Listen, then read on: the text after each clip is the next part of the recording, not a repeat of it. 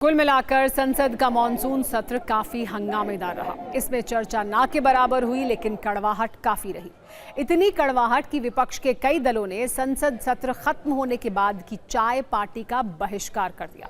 कांग्रेस नेताओं के मुताबिक विपक्षी दल केंद्रीय गृह मंत्री अमित शाह के साथ चाय पार्टी में बैठना नहीं चाहते थे। आज जब लोकसभा की कार्यवाही अनिश्चितकाल के लिए स्थगित होने के बाद लोकसभा अध्यक्ष ओम बिरला ने पारंपरिक चाय पार्टी का आयोजन किया, तो इसमें कांग्रेस, समाजवादी पार्टी और टीएमसी समेत इंडिया गठबंधन के अधिकांश दल शामिल नहीं हुए। उन्होंने इसका बहिष्कार किया। हालांकि इंडिया गठबंधन से निकल चुकी डीएमके की ओर से कनिमोई इसमें शामिल हुई। वहीं राज्यसभा के सभापति सीपी राधाकृष्णन की चाय पार्टी में कांग्रेस अध्यक्ष मल्लिकार्जुन खड़गे, सोनिया गांधी, जयराम रमेश समेत विपक्ष के कई नेता शामिल हुए। इस दौरान प्रधानमंत्री नरेंद्र मोदी और सरकार के वरिष्ठ मंत्री भी मौजूद रहे। तो लोकसभा आज सिर्फ 1 मिनट चली, लेकिन राज्यसभा में आज 1 घंटे का काम हुआ। हालांकि इस काम में हंगामे वाला सीन ज्यादा था। कांग्रेस अध्यक्ष मल्लिकार्जुन खड़गे ने उत्तराखंड के हल्द्वानी में उनके कार्यक्रम के बाद मंच के शुद्धिकरण का मुद्दा उठाया। दरअसल मल्लिकार्जुन खड़गे ने 8 अगस्त को हल्द्वानी के रामलीला मैदान में विजय शंखनाद रैली का आयोजन किया था। रैली के बाद मल्लिकार्जुन खड़गे तो दिल्ली चले गए, लेकिन उनके जाने के बाद रामलीला मैदान में एक शुद्धिकरण यज्ञ हुआ। इस शुद्धिकरण के मुद्दे को खड़गे ने राज्यसभा में उठाया। खड़गे ने कहा कि उनके दलित होने के कारण उनका ये अपमान किया गया है। खड़गे के इस बयान पर स्वास्थ्य मंत्री जेपी नड्डा ने जवाब दिया। उन्होंने कहा कि सरकार इसकी आलोचना करती है और इसकी जांच भी करवाई जाएगी। मैंने किसी समाज का, किसी धर्म का नाम नहीं लिया, सिर्फ मैं लोगों के समस्याओं को वहां पर बताया।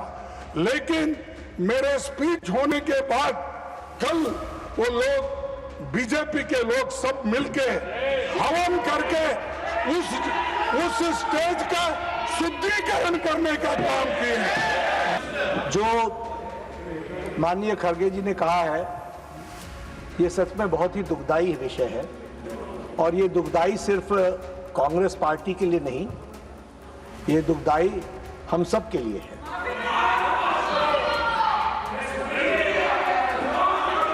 बीजेपी, क्योंकि खड़गे साहब ने कहा कि बीजेपी के लोग थे, मैं स्पष्ट करना चाहता हूं, यहां राष्ट्रीय अध्यक्ष जी भी बैठे हैं और मैं भी पूर्व राष्ट्रीय अध्यक्ष रहा हूं।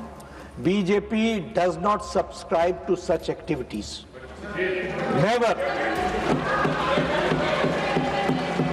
मैं इसको पॉलिटिकल मुद्दा कभी बनाना नहीं चाहता, और मैं कभी इस सदन में सालों से यहाँ हूँ और निचला, लेकिन मैं एक शेड्यूल कास्ट हूँ, मैं एक दलित हूँ, मेरे को मदद करो, मेरी रक्षा करो बोल के कभी किसी के सामने गिड़गिड़ाया नहीं। मैं लड़ने की शक्ति है, मैं लड़ता हूँ, लेकिन तुम मुझे अनटचेबिलिटी का ये करके, शुद्धिकरण करके अपमान करते हो।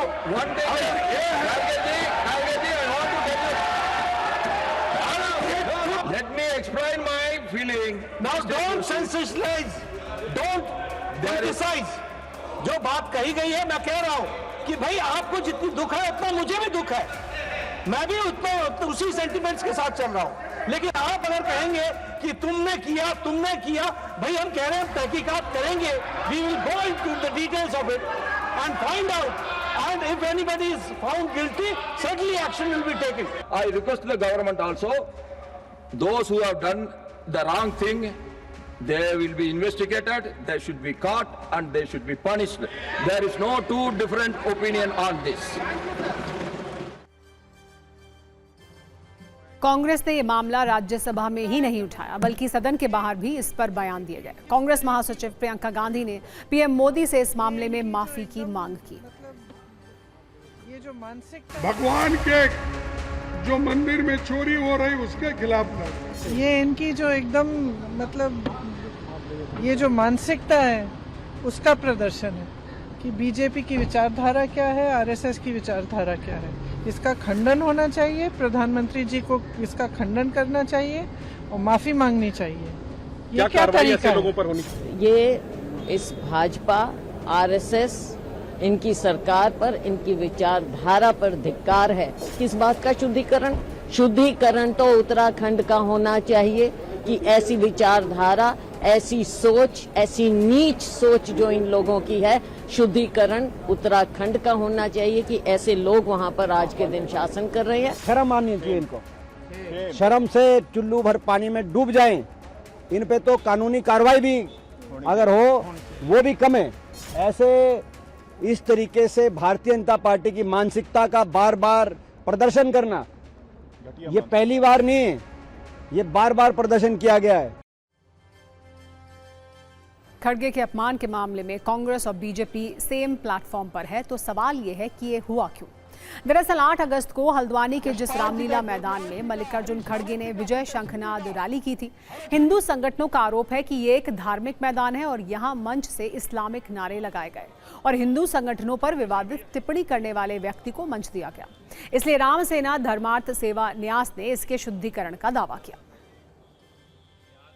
मल्लिकार्जुन खड़गे जिंदाबाद, मर्यादा पुरुषोत्तम रामचंद्रेभ्यो नमः, मर्यादा पुरुषोत्तम रामचंद्रेभ्यो नमः। रामलीला मंचन मैदान में यहाँ पर 2-3 दिन पहले जो धर्म विरोधी तत्वों ने जो है हमारे मर्यादा पुरुषोत्तम भगवान रामचंद्र जी हमारे हिंदू धर्म के जो खिलाफ बातें करते हैं, हम इनकी बुद्धि की शुद्धि के लिए यह यज्ञ कर रहे हैं। मर्यादा पुरुषोत्तम रामचंद्रेभ्यो होमे विनियोग हो। हिंदू आस्था को इस बात से ठेस पहुंची कि किसी ऐसे व्यक्ति को मंच में स्थान दिया गया जो हिंदूवादी संगठनों को की तुलना सांप से करता है, तो उस स्थान की पवित्रता खंडित होती है। वो पवित्रता पुनर्स्थापित करने के लिए ये यज्ञ हुआ। इस पूरे विवाद का राजनीतिक स्कैन भी देखिए। कांग्रेस अध्यक्ष मल्लिकार्जुन खड़गे हल्द्वानी के रामलीला मैदान में हुए शुद्धिकरण को अपनी दलित पहचान से जोड़ते हुए इसे छुआछूत और जातिगत अपमान का मुद्दा बना रहे हैं। कांग्रेस राज्यसभा में भी मामला उठाकर केंद्र और उत्तराखंड सरकार को घेरने की कोशिश कर रही है। दूसरी तरफ बीजेपी घटना से अपना सीधा संबंध होने से इनकार कर रही है और उसकी कोशिश है कि मामला लंबा ना खींचे, खासकर दलित समुदाय में इसे लेकर नाराजगी ना बढ़े। इसके पीछे चुनावी गणित भी अहम है। 2027 में उत्तराखंड विधानसभा चुनाव होने हैं। राज्य में दलित मतदाताओं की हिस्सेदारी करीब 17 से 19% के बीच मानी जाती है। ऐसे में जातिगत अपमान या भेदभाव से जुड़ा कोई भी विवाद राजनीतिक रूप से संवेदनशील हो सकता है। यही वजह है कि बीजेपी इस मामले को जल्द से जल्द शांत कराना चाहेगी।